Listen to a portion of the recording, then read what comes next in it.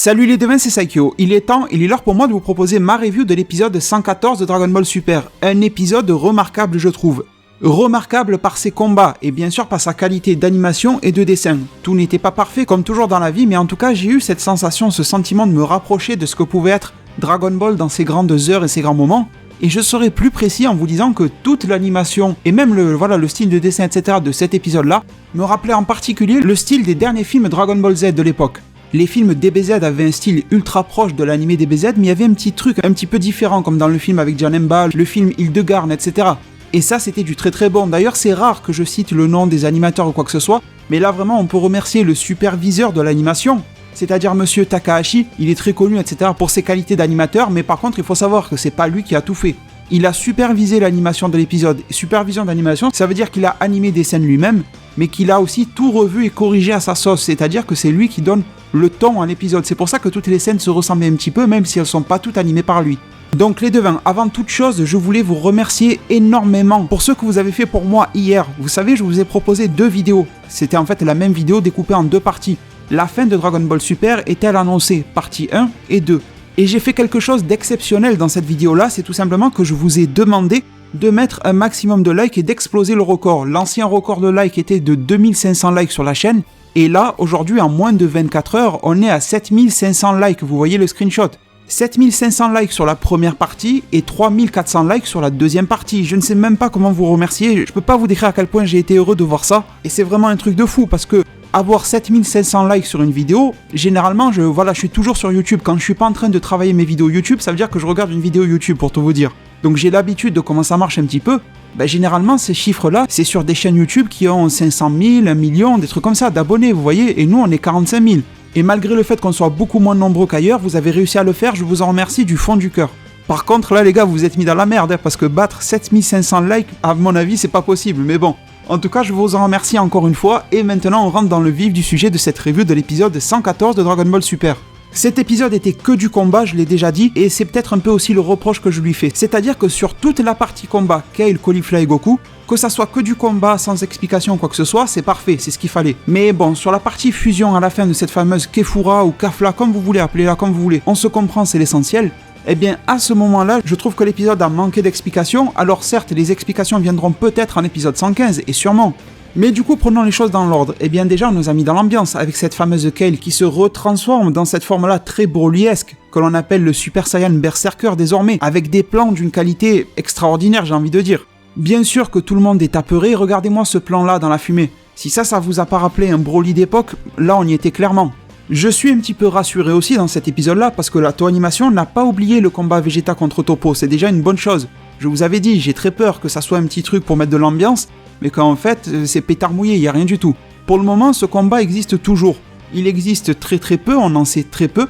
On voit même aucune marque d'avancement, c'est-à-dire qu'on voit pas des habits déchirés, on voit pas d'égratignures, de blessures ou quoi que ce soit.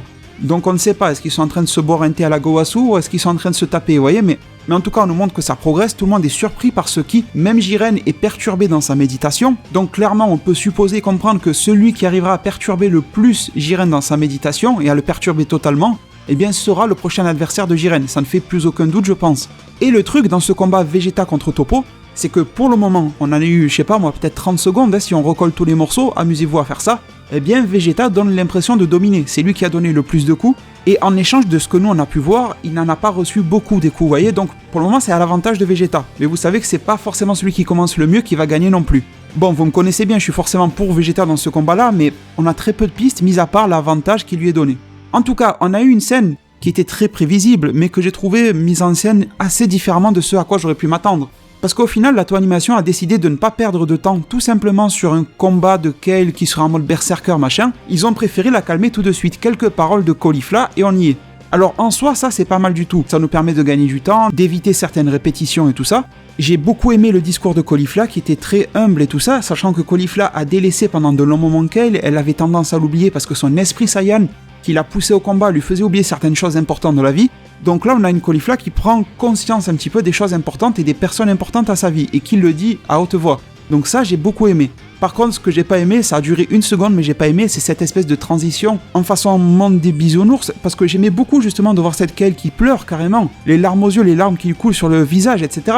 Mais d'un coup, immédiatement, voir son visage pétillant, avec en plus le petit bruitage là, très enfantin, allez réécouter le passage, on aurait dit un petit tour de magie pour les enfants dans les spectacles, vous voyez, au carnaval, un truc comme ça. Et le truc, la transition, ça soit immédiat, ça m'a rappelé les poupées là, vous avez dû voir là sur internet, c'est encore plus à la mode que les clowns tueurs, il y a des espèces de poupées, vous appuyez un bouton dessus, elles sont toutes gentilles, par exemple une licorne, et d'un coup elle devient méchante et ça effraie le petit qui voit ça. Et bien là j'ai eu l'impression que c'était ça, mais dans le sens inverse, elle avait une tête qui fait peur, t'appuies sur un bouton magique et elle a une tête qui est toute bien, vous voyez.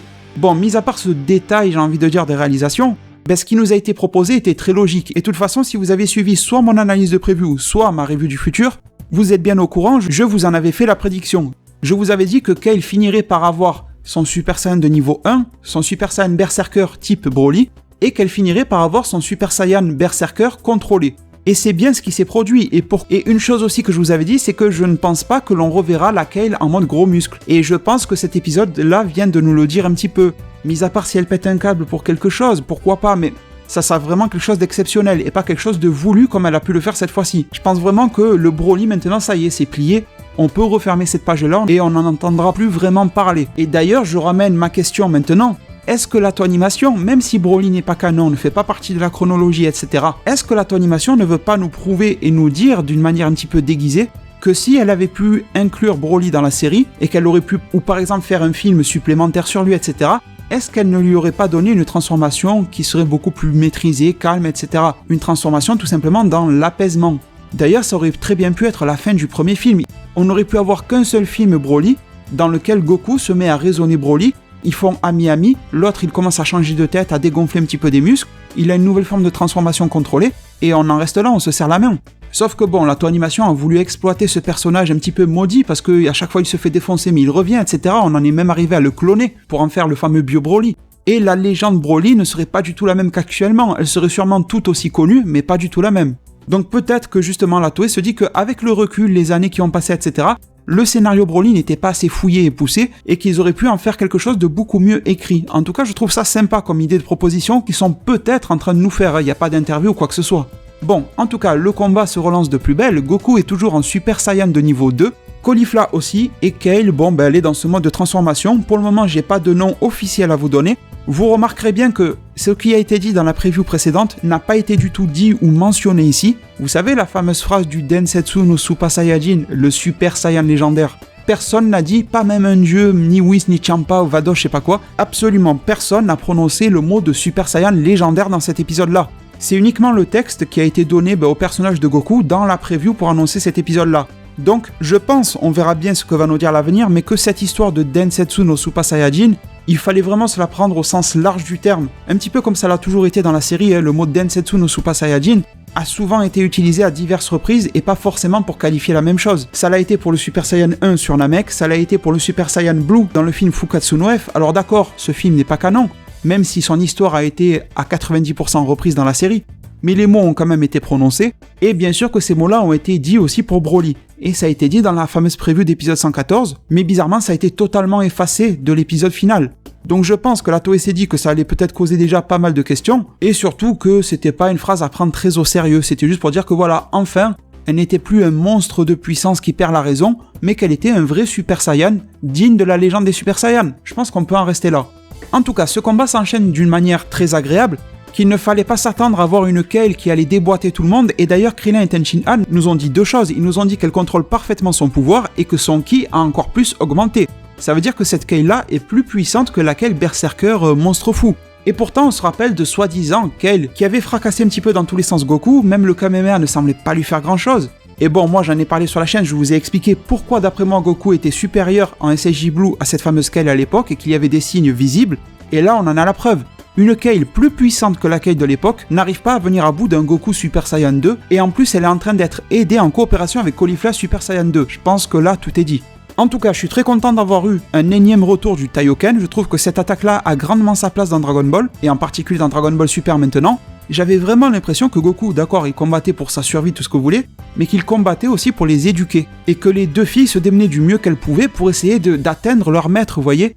Alors là, on a eu une phase, dommage, elle était pas si bien dessinée que ça je trouve, mais j'ai vraiment adoré, avec bien sûr l'entrée en scène de Freezer. Il débarque comme ça, comme un cinglé depuis son rocher, avec ses rires, en disant qui sera le prochain à me divertir, Là, j'ai envie de vous dire, on a eu du pur Freezer et du Freezer magnifique à ce moment-là, en tout cas en termes d'intensité de sa nouvelle apparition. Et alors, se crée une altercation, on va dire ça, avec Cato Pelsa, le guerrier de l'univers 3.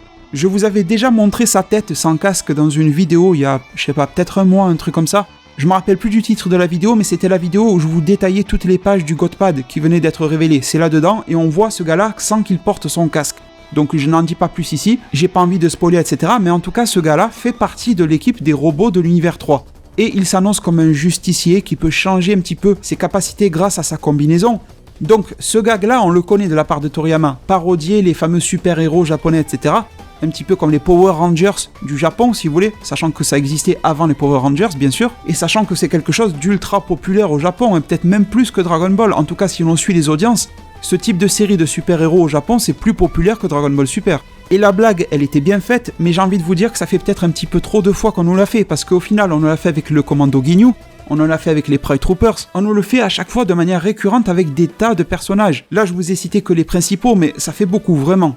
Donc, bonne blague, mais pas forcément au bon moment. Bien sûr, Freezer se met à snober ce gars-là et à dire « bon, je vais l'ignorer ». J'ai vraiment adoré ça aussi, et limite c'était la partie la plus forte de la blague. Et Freezer tombe un petit peu nez à nez avec ce combat de Goku face à Kale et à Caulifla. Il voit des Saiyans transformés, des femmes Saiyans, et il dit à Goku que maintenant c'est lui qui va prendre le relais dans ce combat-là, toujours le Freezer fier qui rigole et tout ça, et que les Saiyans sont de parfaits jouets pour lui. Et bien sûr, les filles sont énervées parce qu'elles se rappellent que Kiabe a été éliminé par lui. Donc ça commence à chauffer des deux côtés. Freezer prépare ce qui ressemble à une boule de la mort, j'aurais bien aimé qu'il l'envoie, mais bon, dommage. Et ensuite, Goku se met à rattraper Freezer par le bras. Alors pourquoi je vous détaille autant tout ça ?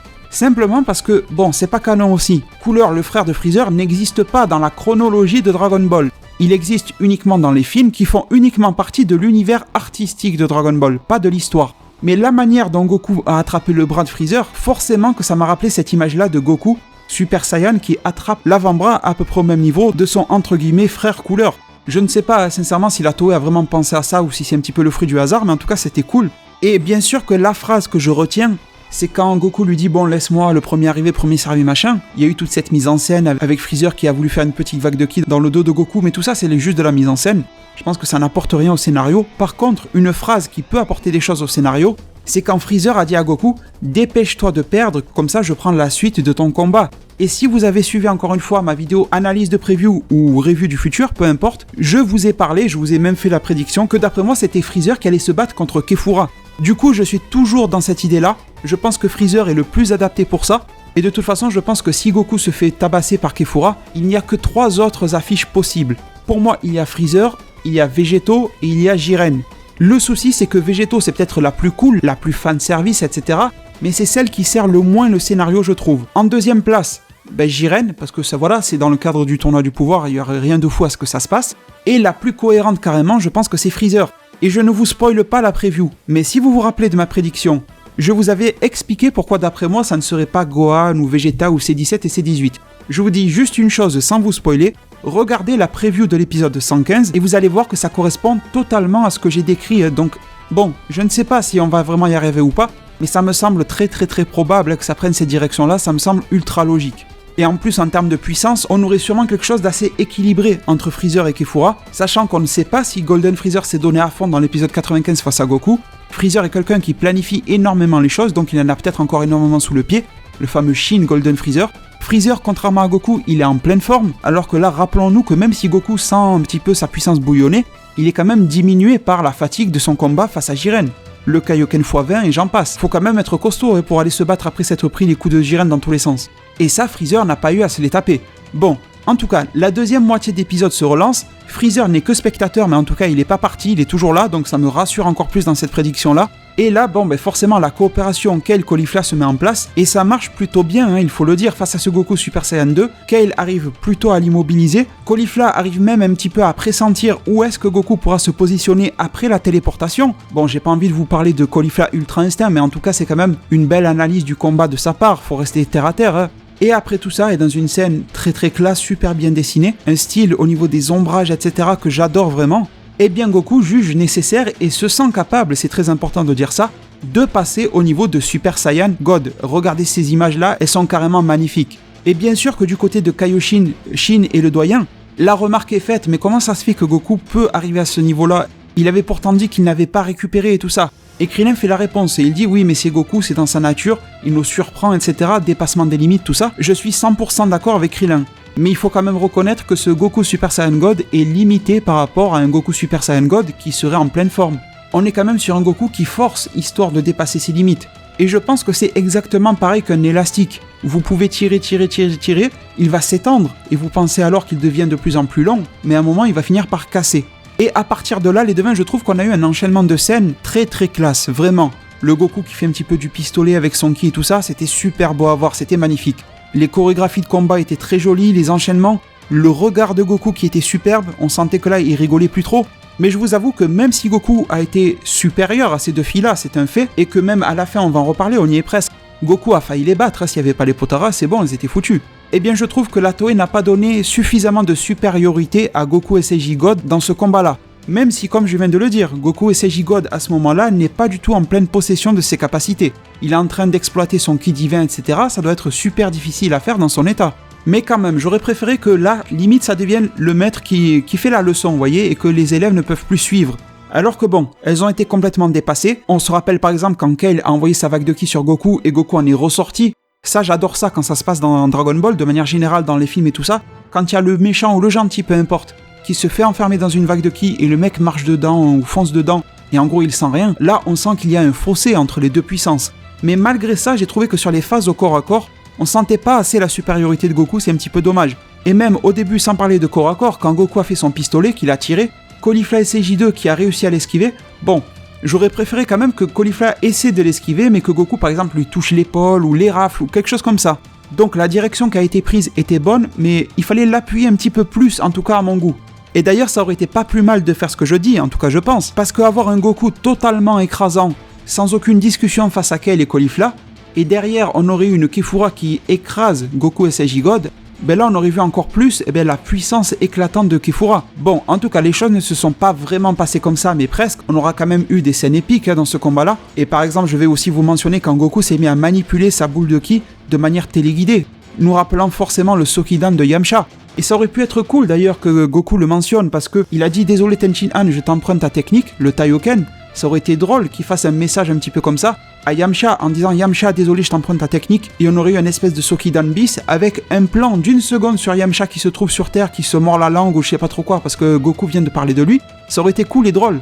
Et bon, on en arrive là les devins, et c'est à partir de là où justement l'épisode a manqué d'explications, alors que je trouve qu'on en avait vraiment besoin, et j'ai presque envie de vous dire que la Toei Animation, elle s'est dégagée des problèmes, vous voyez, elle a pris les problèmes, elle les a foutus dans un sac poubelle, et elle a jeté le sac et la poubelle le plus loin possible de elle. Tout simplement parce que Goku s'est apprêté à donner le coup final.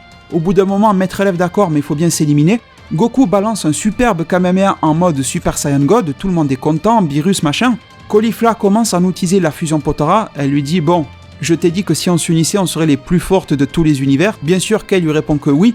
Et Caulifla lui dit bon alors sors ce que je t'ai donné. On sait pas d'où elle le sort, poche, soutien-gorge, n'importe où, mais on ne le dit pas.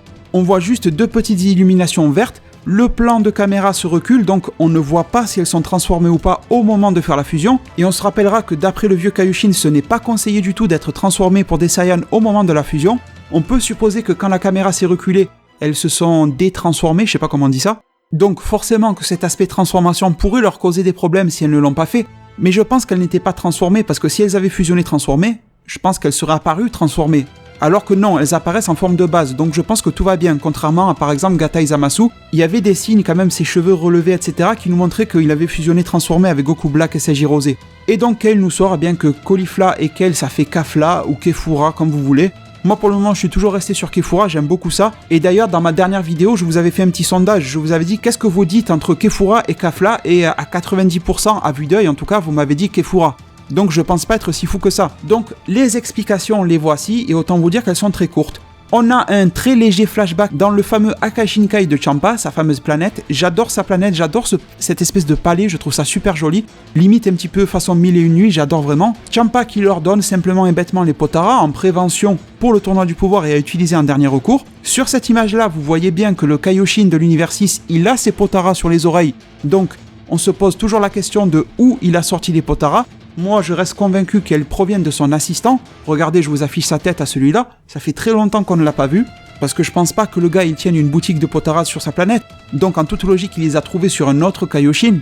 Mais malheureusement l'explication n'est pas là. J'ai essayé de vous donner des justifications justement dans mes vidéos d'analyse de preview et review du futur, du pourquoi et comment est-ce qu'on peut autoriser les potaras dans le tournoi du pouvoir. Bon déjà, je préfère le rappeler, le Daishinkan a dit très exactement que c'était les armes et les objets de soins qui étaient interdits. Voilà, sur les potaras, il y a quand même un petit peu un litige, on ne sait pas vraiment si on peut les considérer comme une arme ou pas. Certains diront que non, certains diront que oui, et certains diront qu'ils ne savent pas. Après, il a été aussi dit que l'intervention des dieux n'était pas autorisée. Donc, il n'y a pas eu d'intervention des dieux dans le tournoi du pouvoir, par contre, il y en a eu une avant. Est-ce que ça contourne les règles ou pas? Je laisse ça à votre propre jugement, mais ça pourrait être la justification. Justement, le fait que ça leur a été donné avant, et que maintenant elles s'en servent, tout comme Kame Sennin se sert de sa jarre à Mafuba, et tout comme Dark Ori se servait de ses talismans par exemple. Donc c'est quand même de mauvaise foi de la part de Champa de faire ça, on est bien d'accord. Mais il y a quand même quelques bonnes pistes pour pouvoir le justifier aussi. Et le fait que ça leur a été donné avant, eh bien peut justifier le fait que ça soit interdit de les balancer pendant, vous voyez? En tout cas, niveau design de cette fameuse Kefura, alors le visage, j'aime beaucoup, la coupe de cheveux, j'adore. Mais par contre au niveau des vêtements, je pense qu'on a déjà vu mieux dans Dragon Ball, on est bien d'accord vous et moi. C'est loin d'être dégueulasse, ça passe bien, mais voilà, elle est en jogging de sport, j'ai envie de vous dire, c'est tout, il n'y a pas plus. Si vous voulez, pour être exact, je trouve que le design de cette Kefura est mieux que le design de Kale, mais je trouve que le design de Caulifla reste supérieur.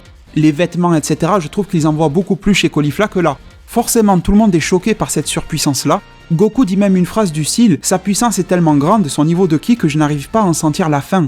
Et cette Kefura n'est qu'en forme de base. Au passage, je pense que vous l'avez remarqué, cette Kefura souffre d'exactement la même chose que toutes les autres fusions, en particulier végétaux. C'est-à-dire de prendre la grosse tête. Elle n'a pas beaucoup parlé, etc. Mais je sens déjà qu'elle se prend supérieure aux autres, qu'elle se sent plus forte que tout le monde et que ça lui tape au cerveau, je le vois direct. Et Freezer, lui par contre, ne semble pas inquiet du tout, il semble très amusé par ça, et il dit que ça a l'air d'être un très joli spectacle. Et je pense que Freezer va récupérer Kefura dès que Goku sera tombé.